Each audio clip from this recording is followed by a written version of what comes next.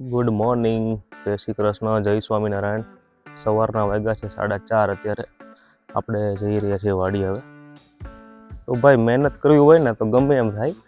આ મારો મિત્ર છે અને અમારી ઘરની એકદમ અડીને દિવાલ જ રહે છે. સવારે ભાઈ કેટલા વાગે ઉઠે? 4 વાગે. અને શું કરવાનું આખો દિવસ? સવારે દૂધ ઉતારવાનું.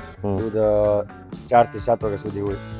સવારે જો અત્યારે વહેલા ઉઠીને મહેનત થઈ કે ન થાય એવું કાંઈ નથી. અત્યારે લોકોને બધાને કાંઈ પણ કહે કે કામ નથી મળતું ને કામ કરવું નથી, કે ઘણા પ્રશ્નો ઊભા થતા હોય. હું અત્યારે મારી વાડી છે તો હું મારું કામ કરતો હોય. આ ભાઈ અત્યારે વહેલા 4 વાગે ઉઠે. કેટલા વાગે? એટલે આ બધું સહેલું નથી. એટલે જો સવારમાં ઉઠીએ એટલે તમને થાક આખો દી લાગે? કંઈ બિલકુલ ન લાગે. એટલે એના એ વધારે મજા આવે. મોડા ઉઠીએ તો ઉલટાનો ટાઈમ બગડે આપણો. હા, આખો દિવસ ખરાબ જઈએ અલગ પાછું એમ. એટલે વહેલા ઉઠવું બહુ જરૂરી છે. એકવાર શરૂઆત કરો ને એટલે 4-5 દિવસ એવું લાગે કે નહીં મજા આવે એમ, બાકી ચાલુ થઈ જાય પછી ઘણો ફાયદો થાય છે એમ. સવારમાં કોણ કોણ વહેલા ઉઠે ને આ તમે વિડીયોમાં જોવા મળી જશે. હા ભાઈ, આપણે મિત્ર છે. કેટલા વાગે ઉઠો? પોણા 4 ઉઠે. અને શું કરવાનું આખો દિવસ?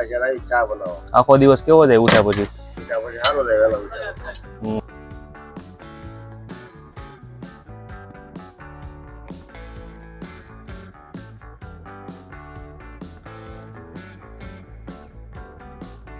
મિત્રો, સવારમાં ઉઠવાના બેનિફિટ્સ ઘણા છે, બહુ ફાયદા છે. આખો દિવસ થાક ન લાગે. અને એના સિવાય જો કહેવાય ને કે એનર્જી આખો દિવસ ઘણી રહેતી હોય. પણ અત્યારના લગભગ યુવાનો લગભગ 8 વાગ્યાના 9 વાગ્યાના પેસેન્જર હોય. પણ હવે જો શરૂઆત એકવાર કરો એટલે ઘણો ફરક પડે એમ.